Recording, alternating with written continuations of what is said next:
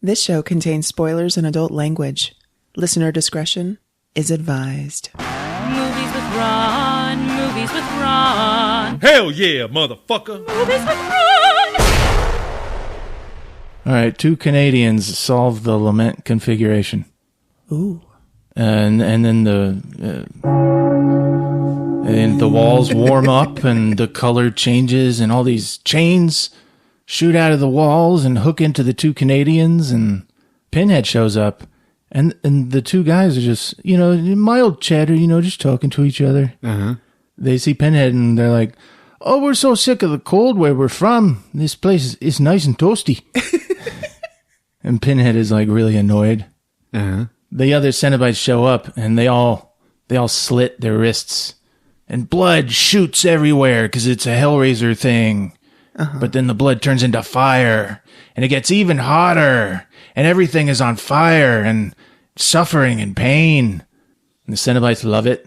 Then they look at the two Canadians, and they got a barbecue going. Uh-huh. And there's like meat, like Canadian meat on the barbecue. Canadian meat? Well, we can't pass up this wonderful weather without getting out the barbecue. And then Pinhead realizes, and he's like, "Fuck this." And he screams real loud, and everything freezes. There's ice everywhere. Sub-zero temperature. Oh. And the two Canadians are like, We won! Oh my God! Hooray! Uh-huh. And Pinhead's like, "Why are you still happy?" "Well, hell froze over. That means the Leafs won the Stanley Cup." Oh. Welcome to episode 133 of Movies with Ron, the podcast where my older brother recaps a movie from beginning to end for me and you, because we like his versions better. It's okay if you've seen the movie or not. The experience is unique, so let's get it on. I'm Chris, your MC for the time being. Here with me tonight, Nurse Candy. Hey, everybody. And here he is, folks. He's the ball cracker, death on foot. You know him, you love him. He's Ron. Ron.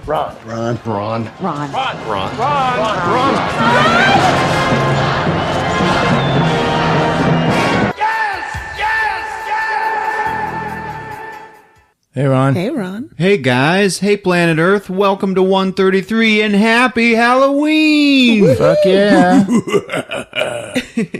So, Hellbound, Hellraiser II. That's right. Are we ready for this? I don't know. I'm ready for this. Now, before we get there, we had a fan, Jay Crawford. He asked a question on Facebook. Okay. He says, "Hey guys, I was going over the backlog, Oh, man. and on episode 16, Oh. you went back that fucking far. No guarantees now, buddy. Chris stated that there were no sci-fi found footage films. I was wondering if Super 8 and The Fourth Kind could be counted as such." Are they found footage, though? You guys seen any of those movies? I've seen Super 8. And the fourth kind, that's the alien It's abduction an one? alien movie, yeah. Yeah. But you know what? The fourth kind goes back and forth. Yeah, neither of the movies commit to found footage. True. So, but I don't know. if any of them come close, it's those two. And I rather enjoyed Super 8, so I'll say yes. Okay. Okay. Thanks, Jay. Yeah, wow. Episode 16, man. Jesus. What movie was that? Oh, The Magnificent Seven. Oh, that was a good one. I enjoyed that. Yeah, they're all good. Yeah. Most people, when they binge it, they start with the latest and go backwards. Yeah. So you can see where we came from. But if you ever run out of episodes, start with the first one and go sequentially, knowing how far we'll go. That's right. Okay, Sleepwalkers. Last week's episode? Yeah. Loved it. I was reading an article by the critic John Muir, and he says, Charles sucks the souls and then fucks the mom to give her the life force. Oh. And that's how it's supposed to work. Wow. I like it. Yeah. My mind is blown. No, but he says it like he got it just from watching the movie. Yeah. But it does make it kind of better and kind of makes sense, right? Yeah, that's why it's all purple. I mean, I guess That's why the light's all purple from the room. Yeah. How come I didn't get that? That's it. I'm done. You son of a bitch. Speaking of age gaps, Dennis Quaid is 65 and he married a 26-year-old. Yeah. So, I don't know, give a hand for Dennis Quaid. He's creepy. Give a hand to the 26-year-old. It's hard work. Yeah, I bet. Dealing with those big old asses. He's got this movie. It's like the most famous movie he's done in the last 15 years. No one's still ever heard of it, but it's where he sells his home after his wife died Right. to a new black couple. Yeah. And, he gets to know them, and then he won't leave them alone. And they're in his house Yeah. that he sold them, and he can't let go. And maybe he murdered his wife. And he's got bodies under the house. And I'd see the trailers, and I'd be like, I'll bet he has never been more comfortable. Right in his wheelhouse. Speaking of crazy, I went to see Joker. Yeah, I saw it too. I want to say, what the fuck? Yeah. All I wanted was for the Joker to be funny.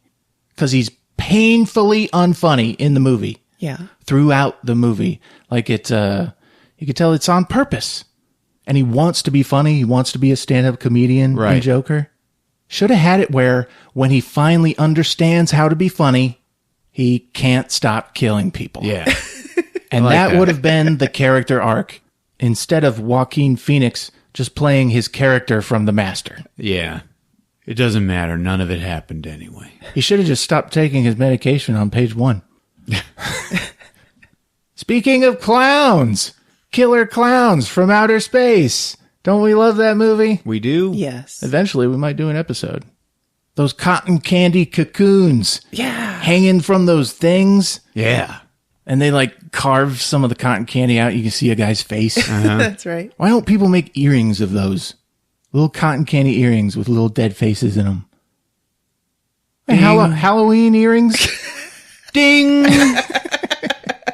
Patent pending. Yeah, okay. So it's Halloween. Yeah. And You got a game? on Halloween, are there any movies that are too scary for you guys to watch that you've found? Where they're so scary they stop being fun. Yeah, they're usually not horror movies, though. Yeah. Really? They're usually movies like Irreversible. Yes. That's shit exactly like what I that. thought about. So what's Irreversible? Oh, my God. Ooh. It's good. You should go home and watch it tonight. Yeah. True statement. It's got the best CGI I've ever seen in a movie. But it's not pleasurable to watch? And why is that? It's not a horror movie, but it's fucking traumatic. Really? Oh, yeah. Yeah. It makes you scared of life. Yeah. The entire movie.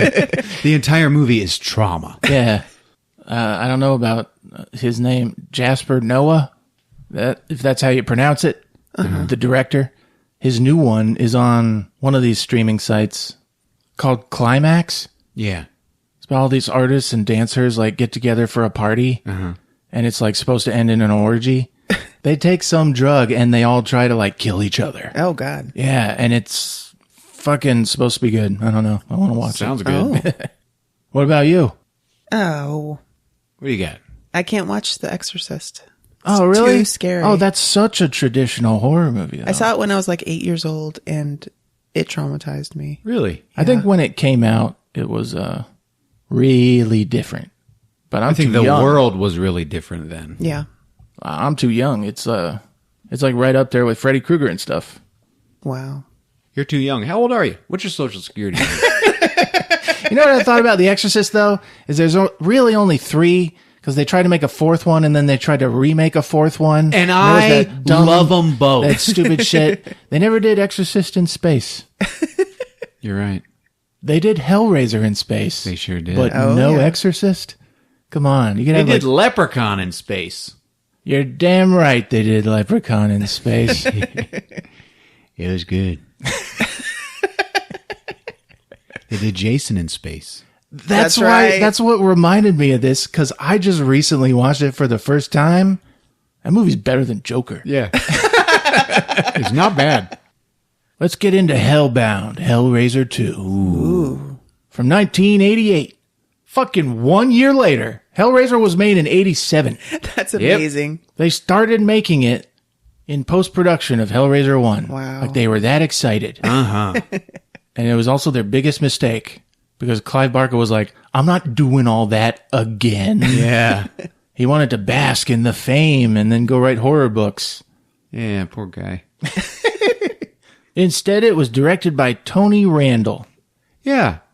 He's not bad. It was his first film. And then he went straight to directing things for the Playboy channel. Oh, no. You should check out his stuff. Hey, man. Well, hey, hold on. The screenwriter, this time, is Peter Atkins. And after writing this movie, I guess he became friends with Tony Randall because he went and wrote all the things that Tony Randall directed for the Playboy channel. Uh-huh. So they stuck together with their depravity. Yeah, they really bonded. They're both great guys. I watched a big interview with them. Peter Atkins ended up returning, and he wrote the third and fourth one.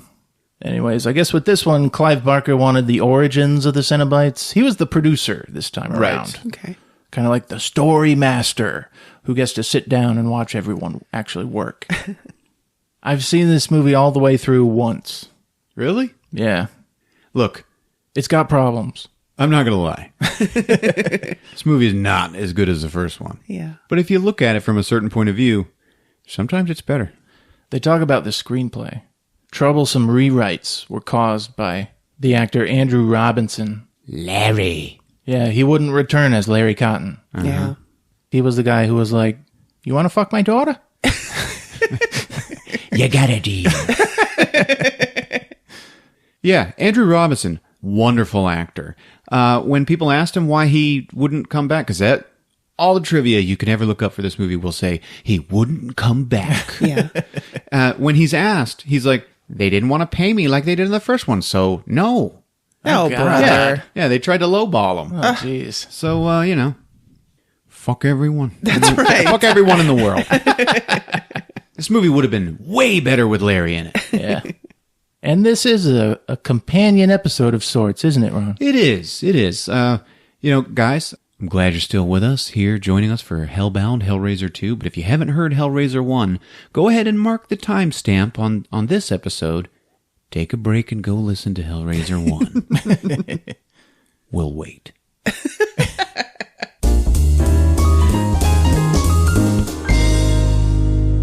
Flesh. Welcome back to Hellraiser 2. Hey, ladies guys. and gentlemen. So we were just talking about Andrew Robinson not returning for the sequel. But you know who did come back? The guy who played Skinless Frank. So that counts for something. Damn right. What was he doing? He played the muscle dude. Like they need a guy who's as tall as a regular man, Yeah. but has no mass to his body in order to put all those layers of muscle on him. Right. Like this actor, that's why Hellraiser was so great Yeah. with that Frank performance. Oh. And he got to show his real face in this one, too. Oh. Claire Higgins. Oh, yeah. Something about they wanting her to be the Queen of Hell. Yes. They wanted her to be the front cover face of these two movies. Remember, Hellbound was being made before Hellraiser even came out. Yeah. They didn't know who the audience was going to like. Yeah. They didn't think Pinhead was going to be the marketable figure for Oh, these my movies. God. That's right. Whoa. Their original plan was Claire Higgins. Yeah. For Claire Higgins, Julia, to eventually come out on top and become the Queen of Hell and become the big bad of the entire franchise. Oh, that's so weird. Yeah. Yeah. Doug Bradley, though, man. It was just Doug Bradley. Yeah. The old pincushion. Epic. The treasure. He'll tear your soul apart. Ashley Lawrence came back. Yes. She's so fantastic. Oh, yeah, she's great. I tell you what, I still can't get over her drunk acting in the first one. Like, I run it back. I go back and I watch it. Oh, yeah. It's That's ingrained in my brain. It's mesmerizing. thinking thoughts and stuff. Yeah, smiling to herself like she's thinking thoughts. I make fun, but seriously, go watch it. You're like, not bad, Ashley. Not bad. Then lie down. She's like, oh. You want to fuck my daughter? Have you ever had a nightmare so scary it woke someone else up?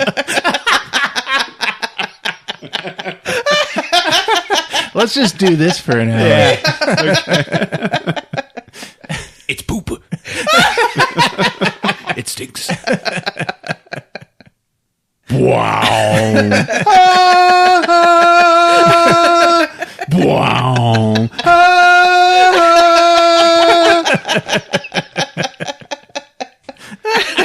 Welcome to Hellbound, Hellraiser II, on Movies with Ron. Like love, only real. It's showtime.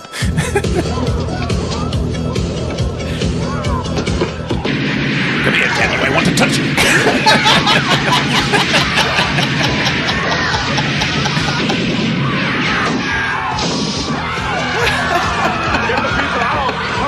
Get the people out!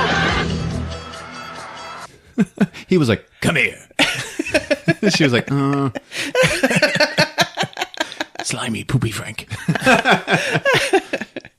All right, so this movie starts out so strangely. It's all black screen, and you just hear, "What's your pleasure, sir?" And the screen just says, Hellraiser. Ooh. And all of a sudden, we get a recap of the first movie built in. Oh, man. At the beginning of this one, you see Larry, his face is all like getting pulled apart, and he's like, Jesus wept. And then, yeah, he gets exploded by the chains, and there's Kirsty like, oh, God, leaving so soon? And you're like, we're just watching the last movie now. They go through almost all of it. No, don't do that. Go to hell! Oh, and then, boom, bum, bum. Hellbound, Hellraiser II. Oh, all right. Bum. Like the real credits start, you know? Oh, yeah. What did you call that female Cenobite? Her name is Deep Throat. She's actually named Female Cenobite, but I will always call her Deep Throat. Okay. Hey, in the first one, she uses the box to make them all turn blue and disappear. Yeah. Yeah. Until they get to Butterball, where the ceiling just collapses on top of them. That's right. So at the end of the first one, they're walking away. And there's a butterball behind them somewhere. Under all that rubble going like, I'm a demon. Get back here and help me. So this movie begins, and we are in India. Okay, sometime in like the 1920s. All right. There's a radio broadcasting. That's how you can tell they're in India, because it doesn't say it. And then the camera starts passing over this British captain's uniform. He's got it all laid out on the bed, and we see that it's his tropical uniform, you know, like with the pith helmets and stuff. Right. The British Expeditionary Force in India, you know. Mm-hmm. And here we have Captain Elliot Spencer, Oh. a captain in the BEF. And he's all by himself, sitting on his haunches in the middle of a Quonset hut. And he's in there alone, on his haunches, in the dark, playing with a box. Oh, God. That's right. The lament configuration is back. Oh, yeah! And as you might imagine, he caresses it with his thumb. Oh, yeah! And there's some blue electricity. It pops out. It scares him. He drops the box and he backs away.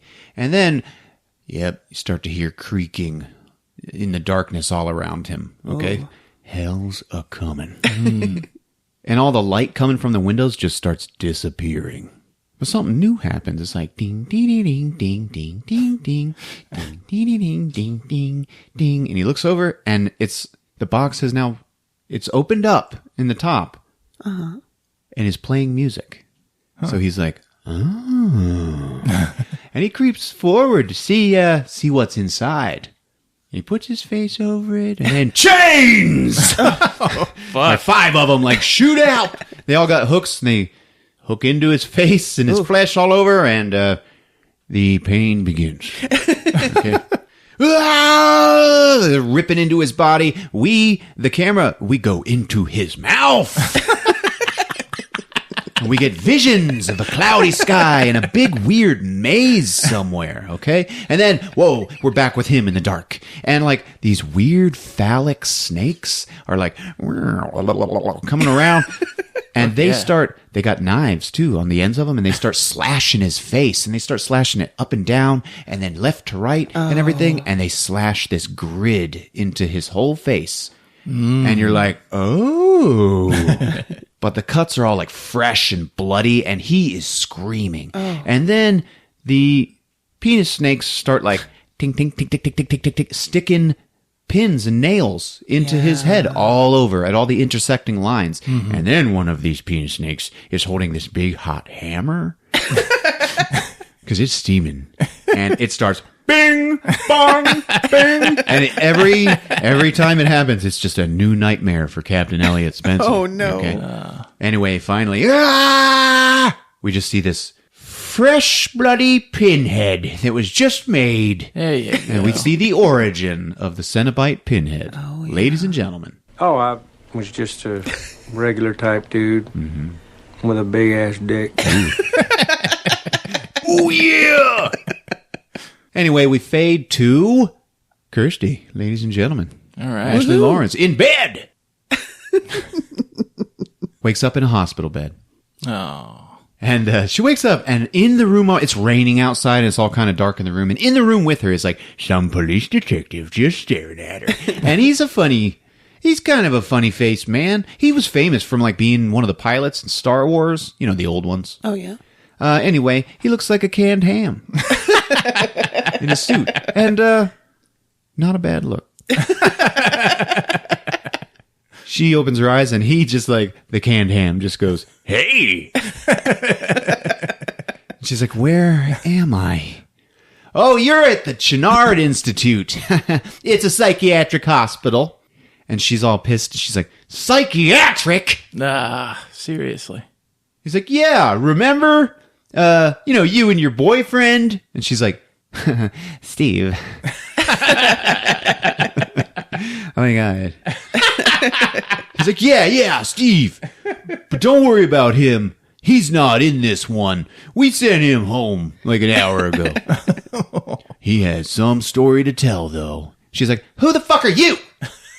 "Oh, sorry. This job makes me forget my manners. I'm Detective Ronson. Detective Ron's son. Homicide. I was at your father's house, because it turns out it didn't burn down like Ron and Chris thought. And Nurse Candy was right the whole time. They went to a field full of bum fires. That's where they went. Ron and Chris really bullied her, though. But she went along with it because they were so like belligerently nonchalant about it. Anyway, let's cut to the house." So now we're in the house, and it's all dark, and there's 2 beat cops, okay? This is after everything in the first movie like just happened. This is hours later. Right.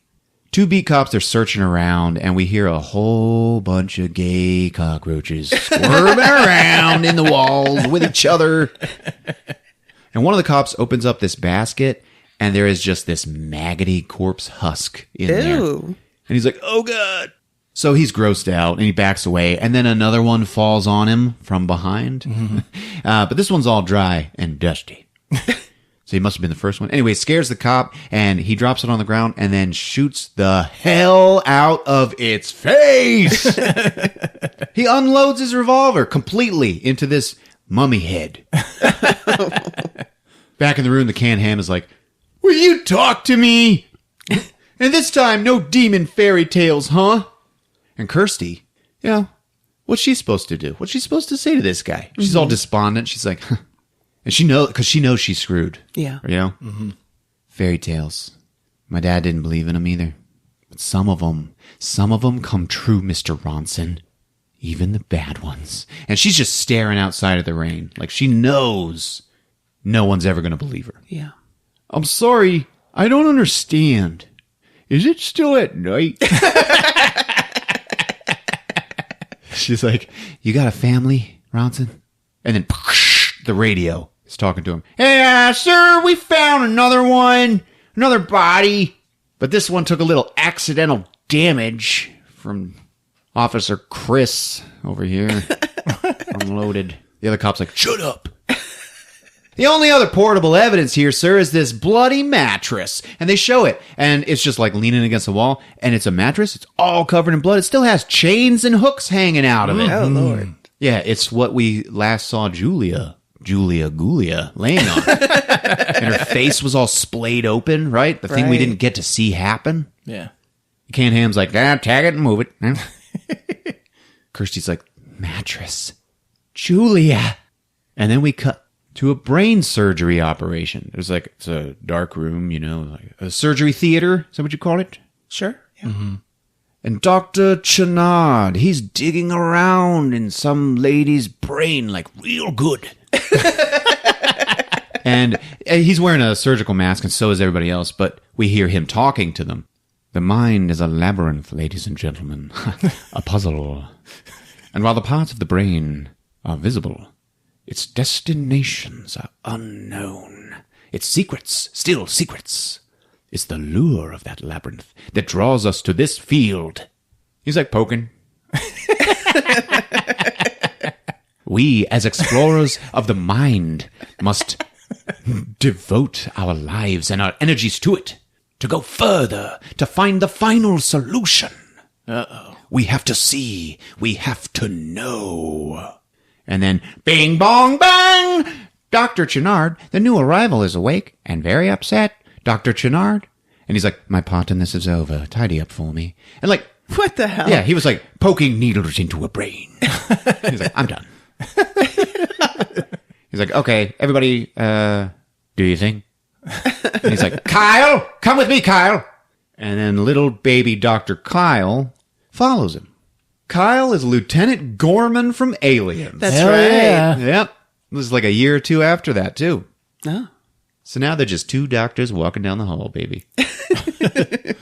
Now this case, Kyle, it's interesting, but it's delicate. A traumatized girl witnessed a multiple murder involving her own family.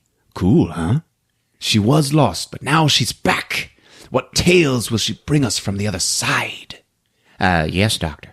We must win their trust, draw from them their story, and take from them their pain. And it just cuts to Kirsty like, going crazy in the room on the canned ham. She's like breaking glass. And he's just going, easy, easy, take it easy. Whatever you saw, they're gone. She's like, I saw it. I saw him. And then I got the box. And then they came. Who? The Cenobites. And he's like, oh, Jesus.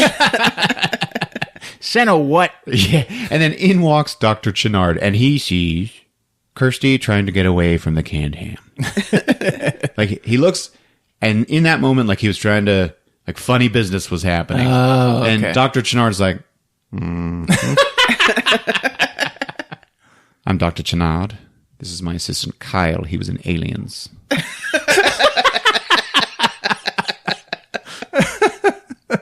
And he goes over to the canned ham. He's talking to him in private. He's like, listen, I heard her boyfriend's story. It's quite the adventure they think they had. I need to be alone with her. Canned Ham's like, yep, all right.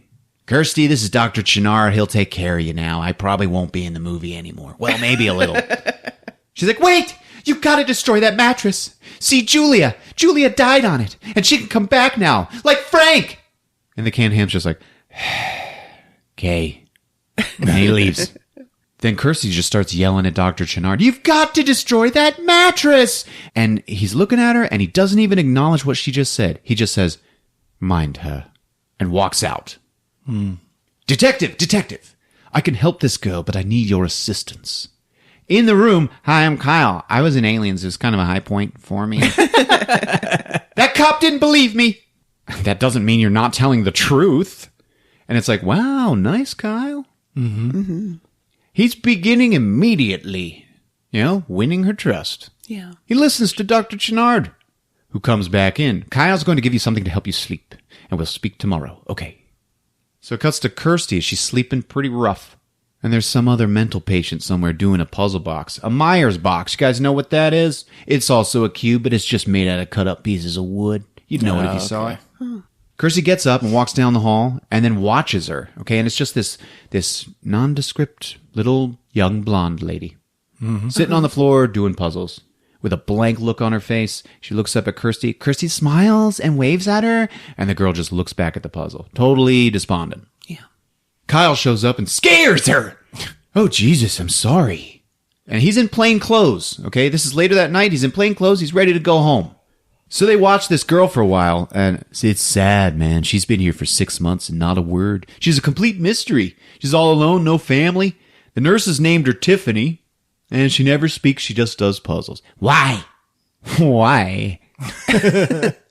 We don't know. But Dr. Chenard thinks it's good. Maybe beneath her withdrawal, she's putting something in order. Or opening doors. What? It doesn't matter. Oh, here, take a couple of these pills. This is what you should have.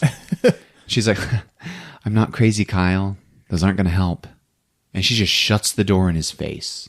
And he's like, they're only to help you sleep. And it's like, Jesus, Kyle. She was already sleeping like 2 minutes ago. Where have you been with the meds that Dr. Chenard said you were going to bring her? Now you remembered on your way out the door. And then he has the audacity to say, I'm just doing my job. And he walks away. He was not doing his job. Oh, man. He was pitching woo on the job. That's what he was doing. And she's back in bed. She closes her eyes, tries to sleep. All of a sudden, the heater starts hissing. It's a steam heater. You feel that steam heat? Anyway, then we hear dum dum dum dum dum dum, and she sees a skinless, slimy, poopy man in the corner. Yes, like slumped down on the floor at the wall, and he's like writing something on the wall in blood with his finger, whose fingernail is like hanging off. Oh. And he's just a bloody, skinless man laying on the floor, pointing at what he wrote on the wall. And it just says, I am in hell, help me. It's no punctuation, but he is in hell, and he has no skin. Yeah. She's like, ah! And then it like reaches out to her. She closes her eyes and then opens them, and he's gone, but the message is still there. Oh. That's cool, right? Yeah. She gets up, she goes to it. What would you do? She touches the blood and then puts it on her lips. Oh. Well, what the hell, right? It's the only way you can tell if it's real. That's right. It's the taste. That beefy, juicy taste. Gross. Well, it cuts to the next day. Dr. Chenard walks through the institute like he's just getting there for work, and he's saying hi to all the mental patients, like out in the yard. Like, hello, pleasant day. Yes. And as he's walking by him out in the courtyard, you hear this guy going like, 105 years. 105 years. 105 years. And he's not talking to him. He just walks by him, right? You just hear it in the background. And now he's inside, and he's walking by everybody doing crafts, in the crazy bed area. There's like 20 beds up against a wall, and it's where they all sleep, right? Yeah. That's the way mental hospitals are. 50 people share a room. What could go wrong? It's like, hello, pleasant day. And he walks by this one guy who then the camera stops on this guy, and it's like, 105 years and he still doesn't know my name. And an interesting tidbit about this gentleman is he is Rotelli from the 1989 Batman. That's the gangster that the Joker electrocuted and made him just a crispy critter. Uh-huh. And he was like, I'm glad you're dead. Remember that guy? With the electrocution ring? Yeah. That was him. Ah. So Dr. Chenard gets in the elevator and goes down. So it goes down, one, ground, basement, finally to maintenance. So it's like 4 floors down. Huh. And then ding, the doors open up and it's the secret, dark, and dirty crazy floor. Oh, man. There's all kinds of things going on. There's, the cells, they're in like rusty bar cells. Oh, it's terrible. Everybody's screaming. Everybody's in pain, going nuts. So he walks down the hallway and he's like looking in all the windows of the padded cells. Oh, yeah. People are just in there being crazy. One guy's like waving at nothing. There's a crucifix guy. Throwing cum at each other. Yeah. Multiple MIGs. This one dude looks like Sam Neill in the Mouth of Madness. Oh, nice. Yeah, I Like remember that might have been a throwback to this movie. He opens one window and the guy is already right there going, ah! Like he was waiting. He opens up a fourth and there's this guy in there in a straitjacket just sitting on the floor yelling, "Get them off of me!" And it's like, oh man, there's nothing on you. Yeah. But, anyway, this is actor Oliver Smith. He's the guy that played Skinless Frank. Oh. So he's really skinny. Cuts to Kyle staring at Kirsty in her room, like through her window. It's a transition. Good job, Clive. He comes in. Are you all right? I had a visitor. What? Here? Who? It was my father. So it's like, oh, it was Larry. Yeah. Skinless guy, right? Larry's in hell, huh? That sucks. Yeah. Feel like it's hard to make that connection, though. Yeah, that's why she brought it up. He's alone and he's still suffering. Kirsty, he's dead. Yeah, he's dead and he's alone and he's still suffering. He's like, okay, whoa, I'll get Dr. Chenard. She turns and she says, he got a ticket to hell? And it's like, ooh. Yeah. She should just shut up. Yeah. He's like, oh man, I like her. And he leaves. And then she's like, I like him. Kyle goes to get Dr. Chenard, but stops short because before he walks in, he overhears him on the phone with cops ordering delivery of one bloody Cheney mattress. Oh, damn. He's like, yes, to be delivered to my house. Okay. Let me make that clear. Like, he stops. He's like, let me be clear. Not the hospital. Kyle's like, oh, man. The cop on the phone's like, oh, your house? Okay. All right, so you're a weirdie, huh? No. Fucking seriously. Yep. You got a deal. Just like the first one, moving a mattress around, Yeah, man. So it cuts to all three of them in Kirsty's room. And she's like, this all must have been going on forever. The part I know about that destroyed my family, that must have started with my Uncle Frank. And we get a flashback of a rainy doorstep with Julia and Frank. And he's like, I'm Frank. Brother Frank. Oh, God. And they didn't dub over Sean Chapman in this movie. Oh. He got to use his own voice. So you got a choice. You want me to use this Frank or the old Frank? Old Frank, baby. Old Frank it is. All right. They also show some unused footage from the first movie. We see Larry and Julia getting married in the church, okay? Uh-huh. And Kirsty's there. She's like smiling, and there's a whole crowd of people. They're all smiling at the beautiful bride and groom, except Frank, who is just staring into the camera. It is so creepy. It was him and my father's wife, Frank and Julia. And we see them having switchblade sex. It's like, I don't know when, but they must have been with each other.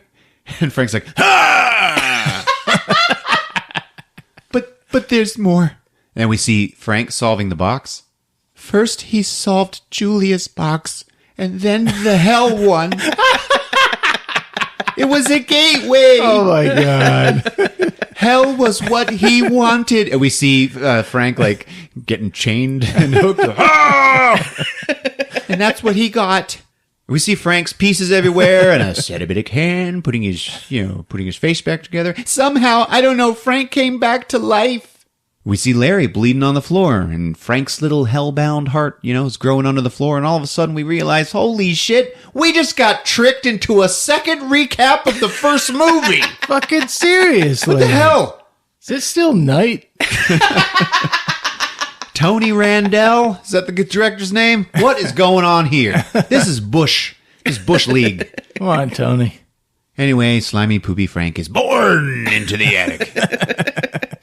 Julia, that bitch, she brought home men so she could have him again.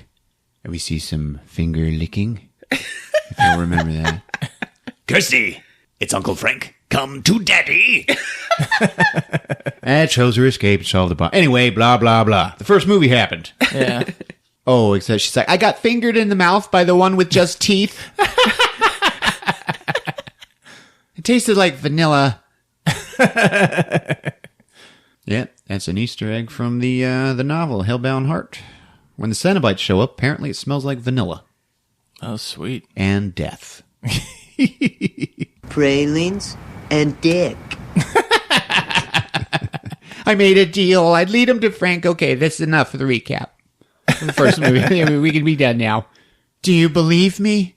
Am I crazy? Dr. Chenard's like, I don't use that word, Kirsty, but clearly there's much we have to discuss. So we cut to Dr. Chenard's house, and man, it is nice. It's all clean and modern and minimalist and white inside. Oh. Yeah, it's where I want to live. Except for the bloody mattress in his study. Okay. His study's all full of books, and, it's kind of messy. It's obviously where he spends all his time. Mm-hmm. There's stuff on the walls, it's where he works. And he's just staring at this mattress, and he's drinking. He's like, he turns out the light and leaves the house. And then we see that Kyle was outside his house, lurking, like a prowler in the yard. Yeah. And he just picks the lock and breaks in. Wow. Oh, it was very easily done, too. He is a skilled man. He just takes a tiny little screwdriver, sticks it in the keyhole, and, pops it up. That's it. So he walks into the study, sees this bloody-ass mattress with chains sticking out of it, hanging out of it, and he's like, weird. He looks at all this stuff that's all over the room, and it's all archaic symbols and occult stuff. Fucking weird. On Chenard's wall, he's got a big picture of the lament configuration. Oh. Mm-hmm. Kyle turns and, Jesus Christ! He's got 3 of them on his desk. The real one. He's got 3 boxes. Fuck yeah. On his desk, he's collecting them. Mm-hmm. And just cuts to Chenard going back through the secret crazy dungeon at the Institute. Ah! Oh, please get them off me! And Chenard's looking at that guy. He's like, Kyle's going through Chenard's notebooks. There's articles like The Labyrinth of the Mind, Puberty Link with Psychic Phenomena. And then he turns a page, and there is an old photograph of Captain Elliot Spencer. Damn. Yep, wow. Circa 1920s. Remember that? Yeah. The beginning of the movie? There's also sketches of the puzzle box. He's like, Jesus, he must have been into this shit for years. What is he doing? Fucking rich people. Yeah. He's like, what the hell is this? And then the door opens. And he's like, oh, shit. And he just has to jump behind a curtain. Dr. Chenard walks in. He's like, come, Mr. Browning. And he enters with the crazy guy. He's all trembling. Please, please. Chenard takes off his straitjacket, and he's all screwed up on his chest. Ew. He takes off the straitjacket, and though he's all bloody and scarred on his chest, he just immediately begins scratching it. He's like, get them off me. No. It's great. Oliver Smith is an actor. Please sit down. He puts him on the mattress, just sits him right in the blood. And he's just sitting there whimpering, and man, it is sad. And Chenard even looks at him like, oh, God, man. He looks down at his arms. Get them off me! And we see what he sees, and he is covered with huge yellow maggots. Oh. Chenard pulls out and hands him a straight razor. Oh, Lord. And he is like, oh. He just takes it, and he just starts cutting, okay? Trying to shave the maggots off of his body and cut them out. Ugh. And he feels it, too. Ah! Get them off me! And the blood just coming out of this guy, slashing himself up over and over. So now we're cooking, kids. We got some blood happening. He is in agony, but this is his chance for sweet release. It's the only way. Mm-hmm. Ah! He lays back on the bloody, nasty mattress. He's slashing and he's bleeding into it. Get them off me! Dr. Chenard's watching this like, holy shit. Filling this mattress up with fresh, wet blood. And he like just starts to slash at his own throat when these two bloody, skinless arms just jut up out of the mattress. Oh, yes. On either side of him, and they just wrap around him. Oh. And then some big legs come out too, and they wrap around him. So it's gross and sexual. You know? When the arms burst out, Chenard got like of blood in his face. Oh. And then he sees this smiling, bloody face emerge, like right out of the mattress fabric. Yeah. And its eyes are open all wide, and Chenard's like, oh my God. Oh my science. Oh, yeah. So now it's out, and it's a skinless woman. Oh. Yeah. But, she didn't start out as a heart because, we had to spend a lot of this movie recapping the first one. We didn't have the kind of time. All right, she just immediately comes out as a skinless woman. You see like boob muscles, Yeah. skinless nipples. Yeah. Yeah. One would think that the boobs are not muscles, There's no boob muscles. but they are here. It's like, whoa, those are really toned. They had to do something. But that was a copious amount of blood. Oh, yeah. In the first movie, it was just a little bit at a time. So he took time to grow. Yeah. Yeah. So she's wrapped around Mr. Browning, who is having a real bad night.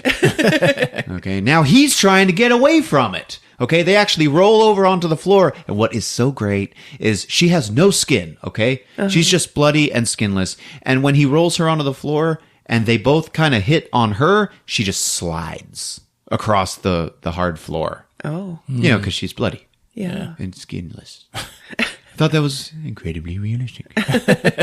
He actually gets free and crawls away. And she crawls after him, but she's so slippery, she can't quite get to him. And the music even goes like dun dun dun dun dun dun dun dun dun dun, because it's like a race. He's trying to get out of the room and she's trying to get to him. He gets away from her and onto a rug, and then she just grabs the rug and pulls him to her. Yeah, it was kind of scary. Yeah, so finally, she's got him. And it's like, oh, man, come on, let's go, Browning, let's go. So close. Maybe next time. Anyway, she gets him, and she just plunges her fingers right into the back of his head and sucks out all his stuff. Yeah, that's how they do it. That's how what you're doing. And he's just dead now, and she's done, but she's exhausted. Dr. Chenard is terrified. She rolls over and looks at him. She's got a skinless muscle boob. She looks like an anatomy poster. Mm-hmm. And she just goes, help me! And she's trembling, and he just scoots the mattress to her with his foot. Anyway, she clambers onto it and collapses. She catches her breath, and she looks at him. She's like, don't be scared of me. And he's like, They're just staring at each other, and we get a great look at her now. She looks amazing. Yes. All this red. And then she's got these bright blue eyes. So she's looking around, she's checking out his office, and zeroes in on him. She might still be hungry. Mm-hmm. And she's like, well. She does it all sultry. Yeah. And he's like, Did Claire Higgins play the skinless? No, she did not. Julia? They had to find another thin lady. Okay. Claire Higgins has brown eyes, I think, when she's Julia. I don't know. Yeah, probably. I have to admit, I didn't really watch for it. But you can really notice it with no skin. Yeah. Obviously, this is the character Julia that, has just been reborn like Frank. So we cut to the next day, and Dr. Chenard's watching her track blood all over his nice white carpet. Oh, no. She's staring at herself in a mirror. He looks over and sees a big red handprint on his wall. And he's like, oh, man. And then she screams and punches the mirror. And, man, she is so bright red. It's disarming. In the White House. Yeah. She looks at him and she's like, I'm cold. And it just cuts to space heaters.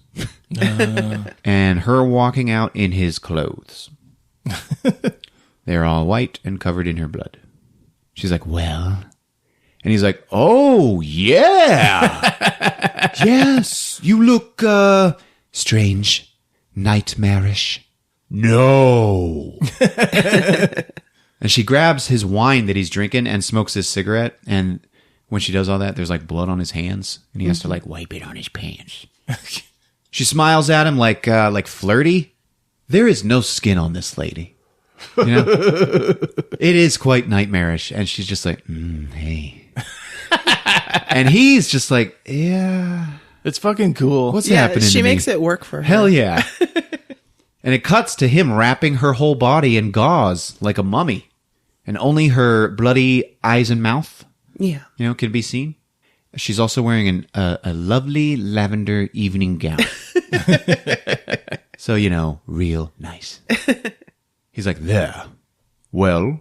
And she's like, well. And she comes at him all slow. She starts rubbing on him, puts his hand on her hip. And then they start making out. His other hand starts lifting up her dress in the back, like hiking it up to get at that ass. Okay, as he lifts it up, we see there ain't no bandages up there. They only go up to the top of the thighs. And he's like still making a move for it. Like some pervy old doctor. Finally got his chance. She puts his hand on her boob and he's like, and she rubs his finger in her bloody eye meat. And she's like, now all we need is skin. And it just cuts to Kirsty taking a shower with skin. Nah. She gets out and finds a terrified Kyle in her room. Oh. What's wrong with you? It's all true. Get dressed. I gotta get you out of here. She goes to her locker for her clothes and it's empty. And she really overreacts and goes, shit! And he's like, oh, whoa, all right, I'll get you clothes. Cuts to Kirsty putting on Kyle's clothes. What's going on here? So there's this weird little duality dynamic there, both wearing his suits. Mm-hmm. She was horrible. She had no skin. She's like, yeah, that's a thing. She doesn't deserve to come back. It's not fair. I need that box. Yeah, that's what I was thinking.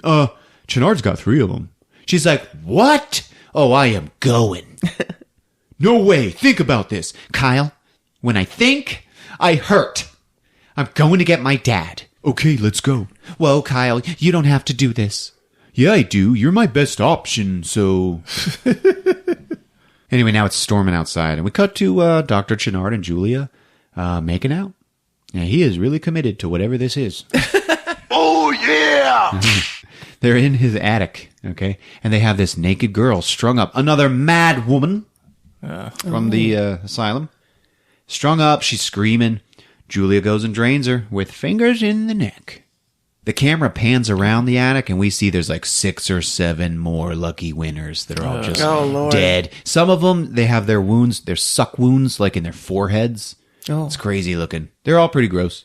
Chenard's like, yeah. And when Julia pulls her fingers out of this last one, there's skin on her fingers. Oh, right.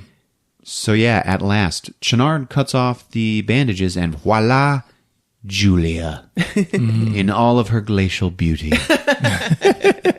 Took enough people, Jesus, right? Yeah, really. Plus, Frank had to be Larry when he got skin. Oh, that's right. Oh, yeah. But hey, I'll take more Claire Higgins. Yeah, there is one skinless spot, like right in the middle of her back, still. Huh. Anyway, Chenard leaves again, I guess, to go get another Slim Jim. Kirsty and Kyle break into the office, and the mattress is gone.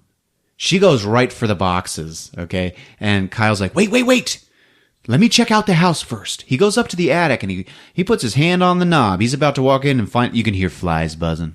Mm-hmm. He doesn't go in, and then he turns, and there's Julia! And she scares the hell out of him, and she's like, shh. And he's like, what? I'm sorry. I stopped you because I knew you'd cry out. It's just terrible. Kyle's like, is it still here? I don't know. And so he's like, he doesn't get it. He doesn't get who she is. Yeah, she's so good. Someone to emulate. He goes in and bodies and flies, okay? Kirsty's going through a notebook, finds the picture of Captain Spencer. And she's like, whoa, what the hell? This looks like, and she's remembering Pinhead. Oh. So she takes the photo. In the attic, Julia walks in. She's like, was I right? It's terrible, right? Yeah, this is pretty terrible. Oh, you poor boy. You look awful. Come here. Come to mother. Oh, Julia Gulia. And she holds him tenderly like a lover, and we see the bare meat of her back. What's your name? And he's like, Kyle. I'm Julia. And she kisses him and drains him right out of his mouth. And he's like, Oh, really? and we just see her back and his skin. Yep. It's all healed. Kyle's not doing so good, though. Yeah. He's got a bleeding face and big pussy boils. So she drops him and wipes her mouth. Kirsty hears that. And she's like, Kyle! She takes the picture. She goes upstairs. In the attic, she sees Kyle and the body. She's like, oh, God. She starts crying, not again. Kirsty. She turns. Oh, my God, it's Julia. Oh, shit. Julia's got long hair. It's quite lovely. Uh-huh. You have surprisingly good taste in men. They didn't tell you, did they, Kirsty? They changed the rules of the fairy tale. Kirsty's like, I'm no longer just the wicked stepmother. Now I'm the evil queen. Kirsty's like shaking her head. And Julia's like, so come on. Oh, man. It's like, whoa. Yeah. And Kirsty's like, no. She goes and take your best shot, Snow White. Kirsty attacks. She tries to take that shot, okay? She just gets backhand clubbed. All right? And she falls down. And gets knocked out, you know. Dr. Chenard's just like, Julia. And he walks in. Now it's my turn. And he shows that he brought Tiffany. The puzzle girl. Yeah. And it's like, dun, dun, dun. The movie may now start. They sat her on the floor of the office with the box. They just gave it to her and left. Okay. Now they're like in some weird crawl space, just like watching in through a hidey hole, a glory hole, into the wall. So she starts exploring the box. Julia smiles at Chenard. She's like, oh, you're gonna love this. Silent Tiffany, you know, she's innocent, but she loves the box. She loves the puzzles. She's playing with it. Room starts to creak all over. Yep, she's solving the puzzle. The wind is blowing, you know, there's like weird light showing up. Inside the wall, Julia's like, you're sure this is what you want? It's what I've always wanted. And he touches her face. He's like, I have to see. I have to know. Tiffany thumbs the circle part, and then blue lightning, and the box unlocks. In case she finishes it. She's done it. Yeah. Mm-hmm. Yes, it's coming. She's like, it certainly is. Tiffany, in the office, everything that's made of glass just explodes. Her hair's blowing all over the place. She's like, oh. She doesn't talk, you know. She's just getting weirded out. But she calms down because the wind stops. The door slams shut. Blah, blah, blah. The walls start opening up. And in the hidey hole, Julie and Chenard, they're just watching. And the wall behind them opens up. And they're like, whoa! Okay, Tiffany's sitting in the middle of the floor. Doors to hell on either side of her. Open up. Yep. Ooh. Here they come. In walk Butterball and the Chatterer. Fuck yeah. That's the name of our old band, Chris. You know what I mean? In walks Deep Throat. Yeah, baby. Mm-hmm. She's got her hook knife. Shing. She's got a vagina in the neck. Being held open with other hooks. She's like sharpening more hooks. She's all about the hooks, man. Yeah. So she sees Tiffany, and she's like, oh yeah, shing, shing, shing, shing, shing. They all turn and they face her, and they are ready to take her when all of a sudden you just hear, wait! And they all turn, and in this bright doorway, I mean, it's blinding light, and he's pretty far away down the hall, but you see Pinhead enter. Oh, yeah. And it's like, ah! So they're all together again. It's the Order of the Gash, baby. That's what they're called. Right. He's like, No. No. No. It is not hands that call us. and he looks over the glory hole. It is desire. Yeah, can't outsmart them, man. Yep. That's right. We see the glory hole, and it is empty. Julia and Chenard have gone into hell through their own private doorway. Oh, really? Yeah, the one that opened up behind them. Shit. And we just see them wandering through these halls that are filled with, like, roots coming out of the ceiling. Like hell is, like, just underground. It's weird. Doorways with green or white light. You know, Chenard is amazed. Okay, he's walking through hell, man. Yeah. Julia's just smiling at him. Like it's all old hat to her. She's been here for hours. Back in the office, Tiffany watched the Cenobites just leave. She's still there, but the office is in hell now. Okay? Mm-hmm. The whole house is, I guess. It's all filled with blue light, and the hell doors are still open. So the box closes itself, and she starts to hear carnival music off in the distance, like from one of the doors, maybe. And she gets up. She's intrigued. She goes in. Up in the attic, Kirsty wakes up, and there's blue hell light pouring in through all the cracks in the walls. She's like, oh, God. She wanders into the office. Tiffany's gone. She picks up the box and runs through a door into hell. So she's just running through this maze of hallways. Daddy, where are you? She just keeps running aimlessly and calling to him. We see this faraway shot, and hell is just a huge monolithic labyrinth. Okay? Yeah. Like, she's just a speck in this thing. And she's all alone, and there's like infinite levels downward. It goes into the darkness. It's cool. Wow. Tiffany's running around the same hall. She's trying to follow the carnival music. She finally finds it, and it's like bright carnival lights, and there's like a carnival midway, but it's all totally empty. And in the background, like in the sky, you can see these huge electricity towers, like on the side of the highway. Mm-hmm. It's weird looking, man. You're like, I wonder if there's like apartments over there. Like it kind of looks like there is. Like that's where Cenobites live. Anyway, she runs through it into a funhouse in a hall of mirrors. And in the mirrors, she gets visions of her mother, who's like, help my daughter, doctor. Help my daughter. And there's a clown juggling his own eyeballs. Okay, this is the part where you get like psychedelic visions. This happens a few times in this movie, and I'm just gonna kind of blow through them. Okay. Anyway, we do see that a gloved hand goes over her mom's mouth. She's like, "Help my daughter!" And she gets like she was taken out or killed by somebody in secret. Oh. Mm-hmm. And a young Tiffany is like, "Mommy." Oh, man. Then she sees this baby sewing its own mouth shut. Oh, God. It is cool. Nah, it's like obviously a big rubber doll. And it's like, movie could have done without this. All the mirrors break. There's bright light. She walks into it. Finds herself walking on the very top of the labyrinth. And there's this big horn noise blasting. Like, wah, wah, wah. It's like kind of a weird cadence. But we don't get to see what it is, even though she sees it. Because we cut. We're back with Kirsty running through hell. And man, hell looks boring. Dark halls. There's like so many choices of halls. Okay, she runs past Hoggle. He's like, taking a dump. Okay. All of a sudden, she finds herself in her dad's house. Okay, but it's like a happy version of it. It's all like got light in it. There's nice photos of her and her mother all over the place. Uh-huh. She goes to this china cabinet, and there's framed pictures of her, right? And all the pictures start bleeding.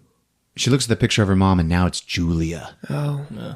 And then the china cabinet just crashes down, and there's all this steam that comes out, along with a swarm of gay cockroaches. Gay cockroaches. The whole place just destroys itself. And she's like, no! Somebody please help me! And then...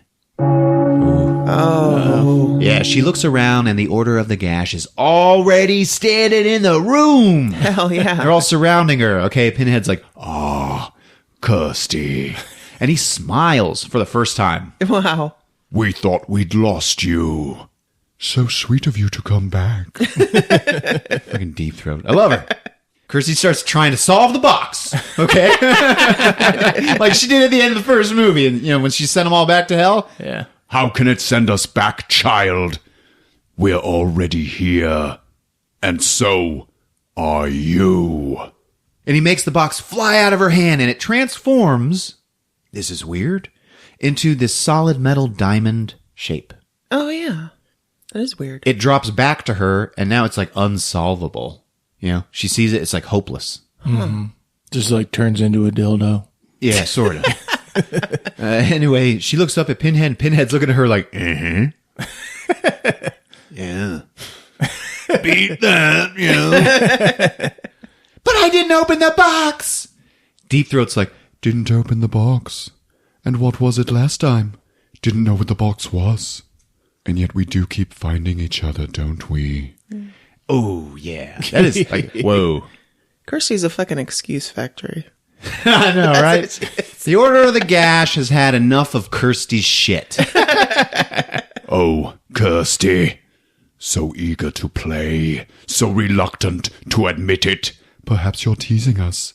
Are you teasing us? Butterball's drooling and the Chatterer's a chattering. I've come for my father! But he is in his own hell, child, and quite unreachable. I don't believe you. She turns and runs, but a chain shoots out and blocks her path. Oh. But it's true. He is in his own hell, just as you are in yours. Yeah, and what about you? It's like, what? We have no more surprises. We've always been here. But please, feel free. Explore. And then the chain just retracts, and they let her go. They let her run off. Weird. And as she does, We have eternity to know your flesh. it's like, whoa. Oof. Right? Yeah. It's like, whoa. Julia and Chenard, still just walking through hell, no big deal. Hear babies crying. Okay. Dr. Chenard peeks through a hole, and he sees people having a threesome. 2 guys, 1 girl. Okay? Wow. 2 girls, 1 cup. Anyway, the girl becomes Julia and like turns and smiles at him, and he's like, It freaks him out.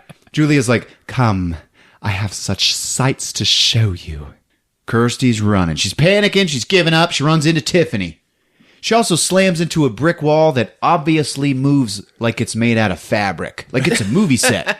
Okay? But here's the thing. It's actually pretty scary if you kind of think about it, like it looks fake on purpose. Yeah. Yeah. You know, like hell is a movie set. Yeah. Chenard and Julia walk out on top of the labyrinth where all that bwah, bwah is going on. They look off in the distance and there's something there. But we still don't get to see what it is because we cut back to Kirsty and Tiffany. And she's yelling at her like, you open the box, Tiffany. You've got to close it. Come on, you know how it works. Get us out. She like grabs her face. We're alone here. We have to help each other. And she's like, yeah. And she shakes her head. And Tiffany's just like no reaction because she doesn't talk. Kirsty. Ridiculous. Fucking Cenobites were nicer to her. Yeah. And Kirsty's like, okay, yeah, let's go. So they run off with Julie and Chenard. All right. Bwah, bwah, bwah. We finally see it. This labyrinth just stretches out into infinity, okay? But in the center and up in the sky is this huge metal diamond replica of the dildo thing that the box turned into. Oh. And it's just in the sky slowly spinning and like shining out rays of darkness. Like it's a reverse lighthouse. Also turns out the bwah, bwah, bwah is Morse code for God. Oh, really? Yep. So they're both staring at it, and Chenard's like, oh my God! And Julia says, no, this is mine. The God that sent me back. The God I serve in this world and in yours. The God of flesh, hunger, and desire. My God. Leviathan, Lord of the Labyrinth. Ooh. Dance, magic, dance, magic, dance, magic, jump, magic, dump. You remind me of the Babe.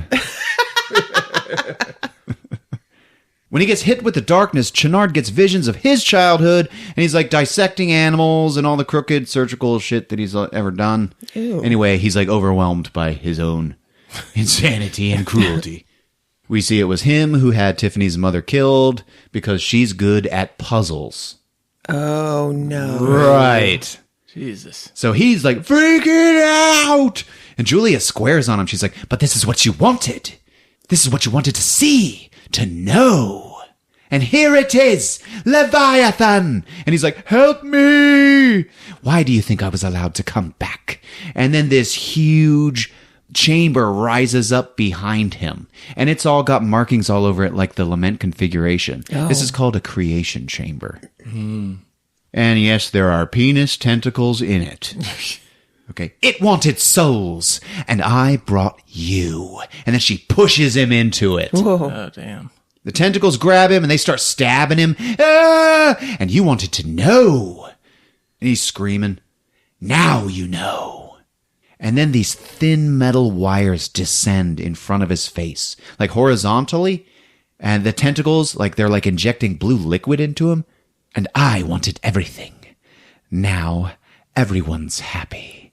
And he's like, ah! And then the wires just wrap around his face and they cut into the skin. They're like all super tight. And she's like, goodbye, doctor. And the doors to the chamber close just as one of those big penis tentacles just like shoves into his mouth.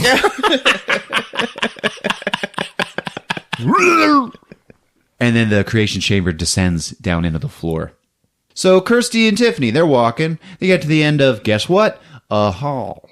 Okay. And at the end of the hall is the front door to her dad's house. You know, you see the familiar stained glass. Mm-hmm. The house! My dad's house! Tiffany tries to pull her away like, nah, I don't think this is good. She's like, no, Tiffany! I gotta go in there! Jeez! Wait for me, though. Okay? I gotta go in. If I don't come out, go home. And it's like, I don't know how to feel about Kirsty towards Tiffany. Tiffany's worried. She's starting to show emotion, okay? Kirsty just goes in. And guess what? It is not the house. Inside, it is a candlelit mausoleum. She just hears women moaning. Yeah, it's hot, too. Ah.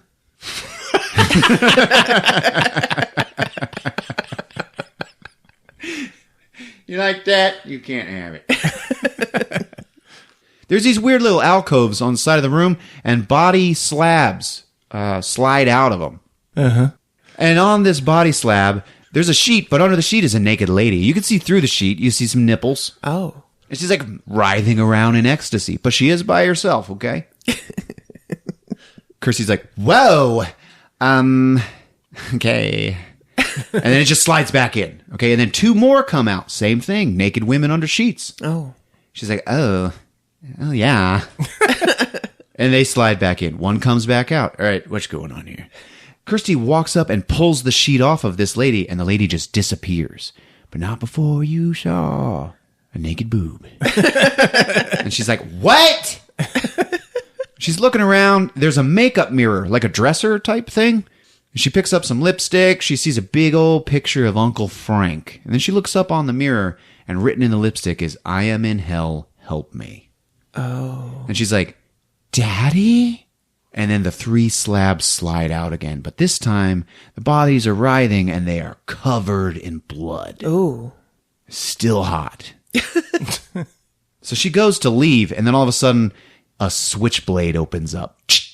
Fuck yeah. Like off in the shadows. She just hears it, and she's like, ah! And then out from the shadows walks Uncle Frank! Hey, Frank. Come to daddy. Like, what's the matter, Kirsty? And it's Uncle Frank, but he's got skin. He's like his old self. Yeah. It's only Frank. Only Uncle Frank. And she's like, oh, no. Didn't you get my message? And we see the blood on the wall. Oh, yeah. Oh, Kirsty. So ripe in your confusion. So luscious in your pain. Oh, Daddy! Come on, grow up. He holds up the knife. He's like, When you're dead, You're fucking dead. And he runs and he grabs her. She's like, no! Don't be naughty, Kirsty, or I'll have to punish you first. But maybe you'd like that. Would you like that?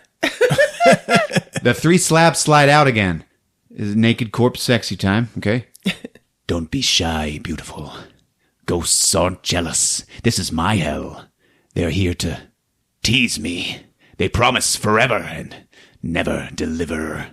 And they slide back in. That's why I sent for you, Kirsty. And then an empty one slides out. Oh. And he's got her in his hands, okay? So, she's like at his mercy. And she touches his hand and then turns around and kisses his face. Oh. She's like, okay, just don't hurt me. Like, that's why Kirsty is in hell. She is here for Frank's booty call. Yeah. You get that, right? Yeah. Man. The power of Frank. What a guy. She's like, I'll do anything. And he's like, whoa, are you serious? She goes to the slab and like grabs the sheet. And he's like, uh-huh. And she goes, I'd rather burn. And then throws it at all the candles. And he's like, no! And then, whoom! The whole room just goes up in flames. The sheet, got lit by the candles, but all the candles just like jet fire. And the whole room just fills with flames. Oh. It burns Frank. Okay. She basically escapes the flames, but he's burning. Okay. It burns him all bloody and he starts ripping at his face. Kirsty, no! Not my skin! She watches. He's like, no! It burns his skin off and now he's slimy, poopy Frank again. Damn. Not my face! And he looks behind her. Okay, he looks behind Kirsty. She turns and sees what he's looking at. It's fucking Julia. Oh. Holding Tiffany by the arm. Damn. Well, well. Family reunion. Julia! Frank. I knew you'd come. You knew. You're a girl who always keeps her promises. Yep, I do. Tiffany runs to Kirsty. I know just how much I mean to you. Come here. Kiss me. Then we'll have a real family reunion. And she's just looking at him, okay? He beckons. Come here. You belong to me. She comes to him. She touches him. She touches his face. Ah. And then she jams her hand into his back. Ah! And rips out his hellbound heart. Whoa. Damn. Gung, gung, gung, gung. She's smiling. And he's like, ooh! Nothing. Step into it, yeah! Nothing personal, babe. Kirsty and Tiffany run. Julia's just smiling at the heart as the flames well up again. Wow. That was his line from the last movie. That's right. Yeah. Julia has really come into her own. She's just copying Frank. Yeah, a female reboot. You know how they always succeed. Kirsty and Tiffany are running, all right? Kirsty trips and drops the puzzle diamond, all right? That's what it is now. Mm-hmm. But she keeps going. They keep going and they stop at a crossroads. And then the wall opens up and everybody's getting sucked. Sucked through the hole. Yeah. All right. It's all windy. Hang on! Julia finds and retrieves the puzzle diamond, all right? And she's like, uh-huh. Anyway, elsewhere, da, da, the creation chamber rises up again. Oh, shit. And it opens. And Channard walks out. And he is now a Cenobite. Oh. And he's all blue, okay? And he's got the wires cut into his face. Mm-hmm. And it's all gross looking. And his hair is gone. As Cenobite hair always is, I guess, right? He's got, his wounds are bleeding. He's wearing a nice new leather S&M suit. He's looking at himself and he looks up and down and he's like, And to think, I hesitated. and it's like, whoa. And then a giant penis tentacle, a big one. It's got veins. It's all in veins. It opens its maw in the front, and there's like a little blender blade, zing zing. Okay, and it just grips onto the back of his head, and he's like, as his brains are getting drilled. Okay. Kirsty, it's all windy. She's reaching for Tiffany. Come on, come on. Julia just walks up. She's smiling. And then she's getting sucked. All right. You never could hold on to anything for very long, Kirsty. But Tiffany sees that Julia's holding the puzzle diamond. So she actually reaches out to help her.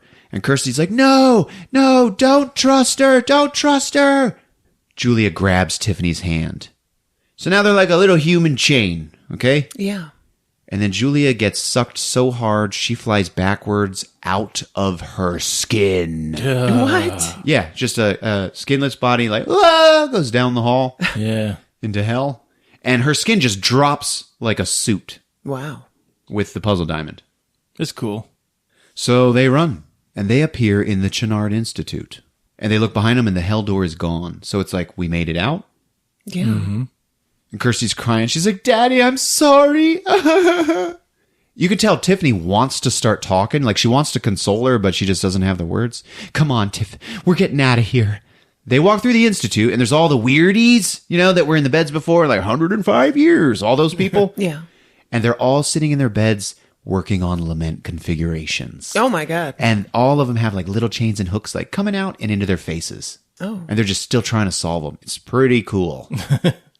And they're still trying, and then boom, these double doors open up, and in floats the Doctor. Ooh. Okay? That's his Cenobite name, Oh. the Doctor. And he's floating because the tentacle controls him, and the tentacle is Leviathan. Oh, I see. The Doctor is Leviathan's literal emissary now, on a tether. No. Anyway, it is scary when he comes in and he's like, the Doctor is in. And Tiffany just goes out loud. She goes, shit. And Kirsty's like, what? Anyway, he floats further into the room and they run, but snakes come out of his palms. And the snakes have tongues that are blades and teeth and eyeballs. Oh. Yeah. I recommend amputation. Oh.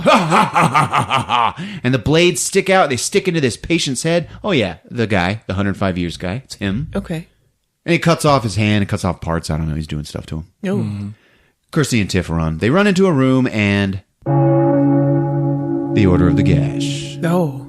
In there waiting. Chains hanging and dangling. Pillars spinning. And the doors lock. Okay. And then Pinhead's like, Oh, no boxes.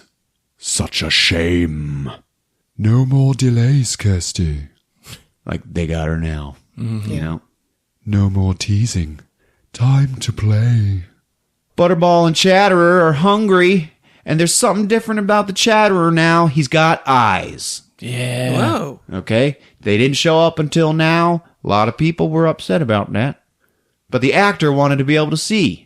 So he asked for eyes. Do you know what happened? Yeah. While Julia and Channard were wandering through hell, Channard, when he looked through the peephole to see the three people having sex, he was supposed to see Leviathan giving the Chatterer the gift of sight. Oh.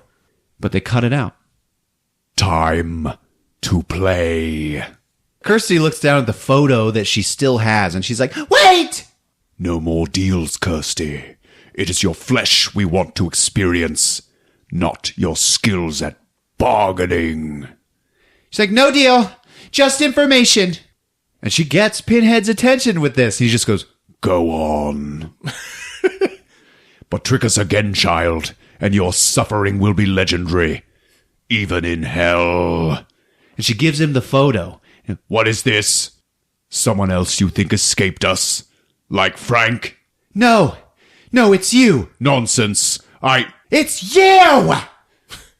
And you could see doubt on his face. Like, he looks at the photos like, hang on. You haven't always been this way. You were human once. Remember? All of you. You were all human. Think! Deep Throat's like, enough. Wait. And he's staring at the photo, and he goes, I remember. you were all human. Butterball's like, huh? Chatterer's like, they all start to doubt their own existence. Okay, you can see it happening. And Tiffany's watching, and then behind her, the doctor floats in. And he's like, Tiffany, come. She shakes her head no. And then one of his snakes comes out. Like, they open their mouths, there's flowers and shit. And one of them opens his mouth, and a human finger comes out and then beckons her to him. It's really cool. Yeah. Come. I'm your doctor. Pinhead looks. And he, like, looks at the gash. And then he looks back at this guy, like, who the hell is this? And his eyes narrow at the doctor, and he just drops the photo on the ground. And the doctor goes, ah, good. A fight. And then the whole gash just, like, kind of comes together and knuckles up. And it's like this Avengers shot of the Cenobites. Like, wow. They're getting ready to tango. It's great. And Pinhead just like looks over to the side, and all these chains just start shink, shink, shink, shink, shink, shink, shooting into the doctor and hooking into his skin. Ah! Rrr! Ah! So he is having chains for lunch. His snakes come out, they got blades, and they cut the chains. And Pinhead is like, Oh, shit. And then the doctor opens up his palm and shoots a snake right out of it and into Deep Throat's neck vagina. No. Oh, damn. Yeah, she flies back, it pins her to the wall, and it kills her. She falls dead. But when she's dead, she is a lovely human girl. Oh. No. Yep, and he keeps firing snakes. One at Butterball, okay? He turns into human. He's just a fat guy. He dies. And then he shoots the Chatterer, okay, like right in the chest. And the Chatterer flies backwards, and it pins him to one of the spinning pillars. Okay, so it keeps spinning around, but he's stuck to it. And one of the times when it comes around, he's like a 16-year-old boy. Oh, weird. Yeah, that's when he was taken. Kirsty and Tiffany are like, whoa. Pinhead looks at the doctor like, I'm taking over this operation. And you girls are my first patients. Pinhead turns and he's like, all right, I guess I'll try to fight you alone, you know? And then psh, the doctor shoots out like blue lightning energy, and he makes Pinhead start to lose his pins. Whoa. He's just like a guy with cuts on his head. And he shoots him again. Psh, and some of the cuts are disappeared. And he shoots him again. Psh, and he is human, but still wearing his S&M dress. Yeah. And him as a human, he just looks over at Kirsty like, wow, look what just happened. And he smiles at her.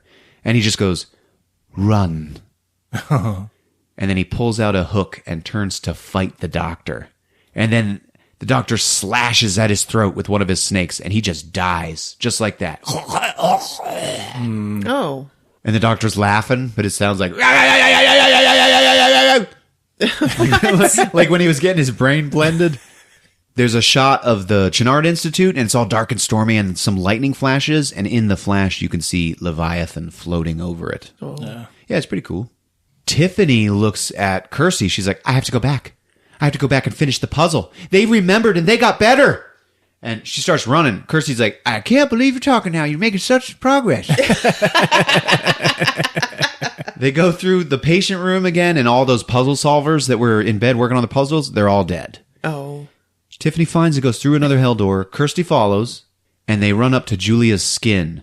Okay, and that's when Tiffany grabs the puzzle diamond. So then they run off to Leviathan. Kirsty's like, oh my God, look at that thing! So Tiffany starts working on this puzzle diamond. Like, she's able to get it working. And Kirsty's like, she's just watching, and she's like, oh, I get it now. It's a puzzle. And then, the doctor rises up. And he's there to take care of him again. So, Tiffany! And then Kirsty gets snaked and thrown. Okay? And Tiffany loses the puzzle. Ah, girls, how are we feeling today? And the snakes have spikes and stuff coming out of them. I just love these snakes. No anesthetic at hand. Shame. Kirsty just like gets up and runs away. Just leaves Tiffany there. Oh, what the hell?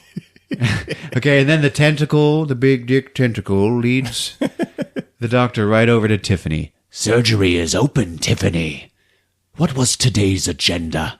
Ah, yes. Evisceration! Ha ha ha ha ha! Tiffany's like, oh, man, I am fucked. One of his snakes, oh, man, it opens the mouth and like a flower of blades comes out. It's beautiful. Anyway, that's coming for her face.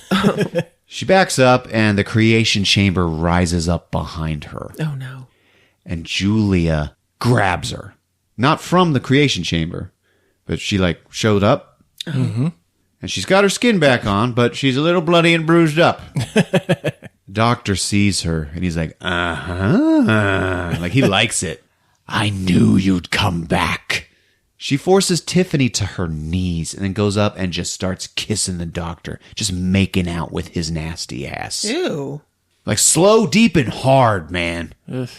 Tiffany gets the puzzle diamond again and starts working it, back into a box. The other two are still going at it. Leviathan starts like letting out lightning. And the doctor sees this and he's like, your case is closed, Tiffany. I'm afraid it's terminal. And then he just snakes at her, but they miss and they stick in the ground. Okay? They're sticking out of his hands, but they're stuck in the ground. And he's like trying to pull them out and they won't come. All right? So then the tentacle is like, all right, well, maybe I can pull them out. And it starts pulling. And he's like, and then his head splits in half, like right where the mouth is. Oh. Damn. So there's this big dick tentacle just like swinging the top of this guy's head all around. You see his eyes like moving around. It's cool, man. Well, that seemed easy. Yeah, it was. They didn't do anything, Tiffany falls. She's hanging over the edge of the abyss, and Julia comes and puts her hand out to help her. She's like, trust me. Tiffany has no choice. She grabs her hand. Julia pulls on her, and then her arm skin starts slipping off again. No. It's like sloughing off like a sleeve. Anyway, she grabs Tiffany some more and like pulls her up, and then peels off her own face, and it's Kirsty. Oh. Fuck yeah. Yeah. Oh, Kirsty! They hug, and one has to wonder how much she enjoyed what she was doing with the doctor just then. Disgusting. Oh. Pralines and dick. Ew. You know you love it. As Tiffany was solving the puzzle diamond, turning it back into a box, so was Leviathan changing. Okay, and then he turned into a big lament configuration floating above hell. Mm-hmm. And all this lightning was coming out, and then all these balls of light start shooting out of it, like it's all of his trapped souls, okay, that are escaping because Tiffany got the better of them by solving the puzzle in hell, I guess. I don't really know. This movie's a little confusing. Fucking deal with it. I don't know. Anyway, they start running, and they make it out a hell door just in time. It closes behind them, but not before she looks in, and as it's closing, she sees Hoggle. And he's like, should you need us? And it shuts, and she's like, who was that? I don't know. Dance, magic, dance, magic, dance. So they're all happy and bloody and in Julia's dress, all right? Cuts to a whole bunch of funeral wreaths on all of the patients' beds. All that collateral damage. Yeah. From the puzzle boxes. And we see Kirsty and Tiffany just leaving the institute. And Kirsty's like, I'm your mom now. Yeah. And then we fade to Dr. Chenard's house. And his stuff is all being packed up. There's these two movers. These two worthless movers. One of them says, whose is all this shit? And we see it's the googly-eyed one from the first movie. No way. You want to buy a bed? Not much. That guy. Oh, man. My dreams are coming true. It's him. Damn. And I'll tell you what. This actor's name is Oliver Parker. And he actually played Peliquin in Nightbreed. The scariest person around, like alive. Oh, damn. Really? Like, one of the scariest characters I've ever seen in a movie was Peliquin in Nightbreed. And it was played by this guy. Wow. Right? Anyway, Oliver goes to the study and he sees this bloody mattress just sitting on the floor. He's like, hey, man. And he goes and whips his fingers through the blood. He just yells out, hey, look at this. At least he doesn't taste it. But then some hands reach out of the mattress and pull him into it. Oh my God. Damn. The other mover's like, Oliver, where are you? He walks in and just finds Oliver's ass and legs hanging out of the mattress. And the rest is just pulled in. And holy shit. One of the spinning pillars comes up out of the mattress. Oh my God. All right. Now, this is a big deal. And when this happens, because there is so much weird shit stuck to this pillar. Like, you see, like, Pinhead's face is on it with his skin, like, stretched out and tacked to it with his nails. You can see Julia's skinless face. There's all sorts of flesh and meat and bones. And there's, like, images of the puzzle box, okay? And there are 2 of Chris's little meat bodies fucking. 2 little bodies made out of meat. And one of them is just thrusting into the other. Now, if you interesting thing about this pillar is that you don't look at the obvious stuff. If you see Julia's face on it, you have to look to the sides. You have to look at all the little stuff you're not supposed to see. And you can see like this big mangled dick hanging by a rope. Oh my God. Yeah, it's like, it looks like Freddy Krueger's dick. Okay. Also, before that, there's another shot of 2 little meat bodies, and one of them is just shoving the other's head into its own crotch. Oh my God. Dude, seriously. All right. So it keeps spinning around. You keep seeing different stuff. Yeah. I'm not done. The baby with his mouth sewn shut. Finally, we see the face of the bum with the tangy boner. Hey, all right. Yeah, and he's got crickets in his beard, baby. Oh, shit. And he's just like looking at this mover, and he goes, "What's your pleasure, sir?" And the credits roll. Damn. And there you have it. Yeah. Good job, Ron. Thank you. It's a weird ending. Isn't it, though? Yeah. Not with the sequel and stuff. I don't know. It doesn't know what it wants to be. Like, it's an acid trip the last half hour. That is right. Yeah. It's cool. But it's like a work of art. Mm-hmm. You can't make sense of it. Yeah. You can't make sense of it. It's just Hellbound. Hellraiser 2. Movies with Ron. I mean, he had 3 boxes, and then, like, there's, like, 10 patients that all have their own box. Yeah. And it's like, Well, yeah, that was where in you hell, get- though. Where you getting all these? Yeah. Apparently, there are many. Like, many. Mm-hmm. It's a lot like Halloween 2, if you ask me. Like, I love a good sequel that starts right at the end of the first one. Kind of going into more backstory with the bad guys. Right. Really solid movie, even though there's problems. Yeah. God, for me, it's the doctor with all the puns floating around. He's fucking cool, but he's like, "You missed your appointment. Prepare to die." Surgery's open. But I like how the Cenobites aren't that old. Yeah. Like, you think do you they're mean? like millennia old Yeah. when they show up in the first one. Yeah. But then you see Pinhead's thing, and he's just like, 60. yeah. He was like 40 when it happened to him, Yeah. and it's been like 20, 30 years since It's been then. like 60 years. Yeah. Like, this shit happens all the time. Yes. Like they just get themselves and each other killed, and then new ones get made. Yeah. Yeah. Now, a lot of people, the guy who wrote this movie, he actually got hate mail from fans who were like, "No fucking way could that doctor piece of shit ever defeat Pinhead, let alone his whole gash." Really? Yeah. Okay, and that writer has responded. He's like, "Hey guys, I'm on your side. I totally agree. But the reason why they were killed is because they were in a weakened state from finding out they were human." Oh. You know? And somebody set his house on fire. and the whole inner conflict between the Cenobites and Leviathan. Yep.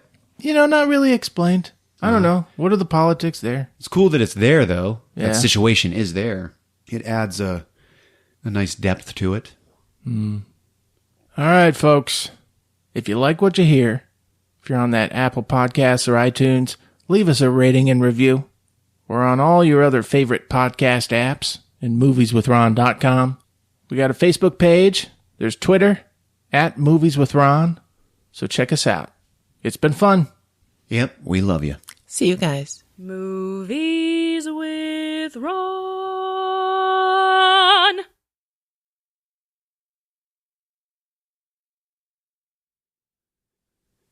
Somebody say mm-hmm or something while we're talking. Okay.